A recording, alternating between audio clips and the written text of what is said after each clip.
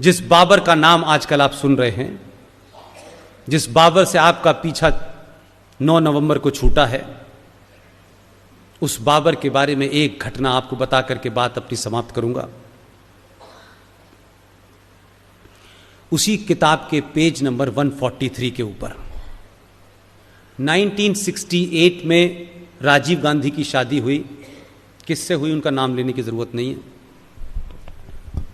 69 में मैडम इंदिरा गांधी बकौल prime minister Afghanistan गई थी। साथ में उनकी बहू भी थी और प्रधानमंत्री भूतपूर्व राजीव गांधी भी थे। तमाम सरकारी मुलाकातों के बाद यकायक मैडम गांधी को ने कहा कि मैं राइड पे जाना चाहती हूं, और वो राइड पे गई।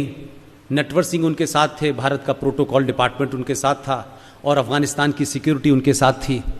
कोई काबुल से 8 मील आगे चलने के बाद उनको एक खंडर दिखाई दिया। उस खंडर के आसपास कुछ पेड़ लगे हुए थे। यह सारा वर्णन वो शख्स लिख रहा है जो मैडम इंदिरा गांधी के साथ उस वक्त मौजूद था। लंबे कांग्रेसी थे।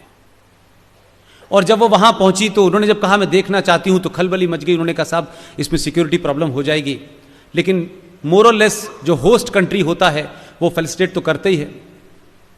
वो चल के गई, वहां कार चली गई, धूल भरा हुआ था, जंगल सा बिल्कुल रेगिस्तानी इलाका था। वहां गई तो वहां पे पूछा उन्होंने कि ये क्या है। तो जो प्रोटोकॉल अफसर अफगानिस्तान की तरफ से था उसने कहा ये साहब बागे बाबर है। तो उस पूरी घटना का वर्णन minute to minute, action by action, retake by retake page number 43 पे नटवर सिंह ने लिखा है। नटवर सिंह इंदिरा गांधी के पीछे खड़े थे।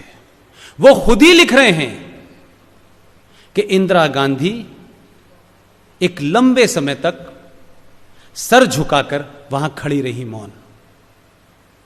नटवर सिंह ने बाद में उनसे पूछा कि क्या आपको क्या लगता है, तो उन्होंने बड़ा अजीबोगरीब जवाब दिया कि मैं इतिहास को याद कर रही थी। अब इससे आपको समझ में आएगा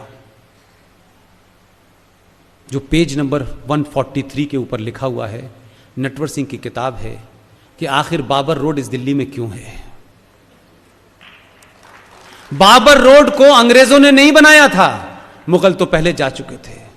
ये 57 सड़कें क्यों हैं, ये बाबरी मस्जिद के लिए कांग्रेस जान क्यों दे रही है, ये इतने सारे कोर्सेज की हालत क्या है, ये इतिहास में जिन्हें वीर बताया जा रहा है वो वीर नहीं है, और जो वीर हैं उनके नाम से नाम हटाया जा रहा है।